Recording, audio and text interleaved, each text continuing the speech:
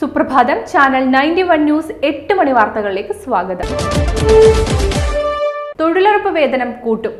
മഹാത്മാഗാന്ധി ദേശീയ ഗ്രാമീണ തൊഴിലുറപ്പ് പദ്ധതിയിൽ വേതനം കൂട്ടാൻ കേന്ദ്ര സർക്കാരിന് തെരഞ്ഞെടുപ്പ് കമ്മീഷന്റെ അനുമതി. 16-ന് മാതൃകാ പെരുമാറ്റച്ചട്ടം നിലവിൽ വന്ന സാഹചര്യത്തിലാണ് ഗ്രാമവികസന മന്ത്രാലയം കമ്മീഷണറെ സമീപിച്ചത്. വർധന എത്രയെന്ന് മന്ത്രാലയം വ്യക്തമാക്കിയിട്ടില്ല. വിശദാംശങ്ങൾ ഒരാഴ്ചക്കകം പ്രസിദ്ധീകരിക്കും. സ്വിഫ്റ്റ് സൂപ്പർഫാസ്റ്റിൽ കർട്ടൻ വരുന്നു. ചൂടുകാലത്തോടെ KSRTC സ്വിഫ്റ്റ് സൂപ്പർഫാസ്റ്റിൽ ഇരുവശത്തെയും ഗ്ലാസുകളിൽ കർട്ടൻ ഇടാൻ ആലോചന. ദീർഘയാത്ര ചെയ്യുന്നവർ ബസ്സിലെ ചൂടിനെ കുറിച്ച് പരാതി പറഞ്ഞതോടെ കൊടുങ്ങല്ലൂർ ഡിപ്പോയിലെ ബസ്സിലെ ജീവനക്കാർ തന്നെ കർട്ടൻ സ്ഥാപിച്ചു.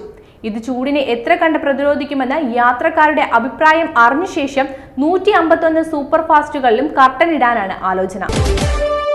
SSLC ഹയർ സെക്കൻഡറി മൂല്യനിർണ്ണയം 3 മുതൽ. ഈ വർഷത്തെ SSLC higher secondary vocational higher secondary പരീക്ഷാ മൂല്യനിർണ്ണയം ഏപ്രിൽ 3 മുതൽ നടത്തുമെന്ന് പൊതുവിദ്യാഭ്യാസ വകുപ്പ് മന്ത്രി V. ശിവൻകുട്ടി അറിയിച്ചു. ഉത്സവ സീസൺ സ്പെഷ്യൽ ട്രെയിനുകൾ. ഉത്സവ സീസൺ തിരക്കുകൾ കണക്കിലെടുത്ത് SMVT ബംഗളൂരുവിനും തിരുവനന്തപുരം കൊച്ചുവേളിക്കുമിടയിൽ പ്രത്യേക ട്രെയിൻ സർവീസുകൾ നടത്തുമെന്ന് ദക്ഷിണ റെയിൽവേ അറിയിച്ചു. 10 ജില്ലകളിൽ താപനില ഉയരും. സംസ്ഥാനത്തെ 10 ജില്ലകളിൽ ഉയർന്ന താപനില മുന്നറിയിപ്പ്. സംസ്ഥാനത്ത് സാധാരണയേക്കാൾ 2 മുതൽ 4 ഡിഗ്രി സെൽഷ്യസ് വരെ താപനില ഉയരുമെന്ന് കേന്ദ്ര കാലാവസ്ഥാ വകുപ്പ് മുന്നറിയിപ്പ് നൽകി.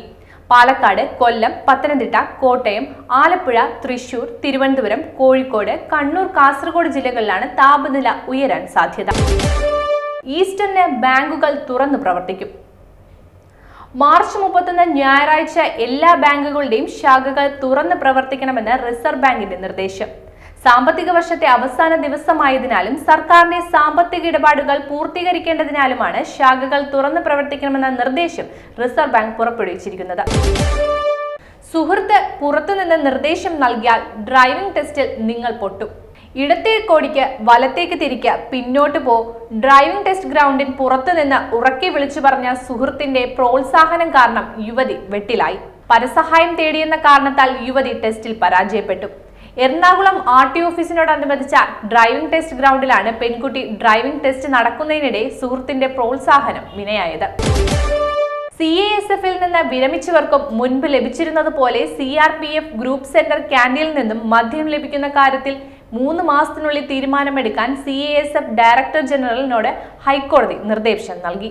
News desk channel 91.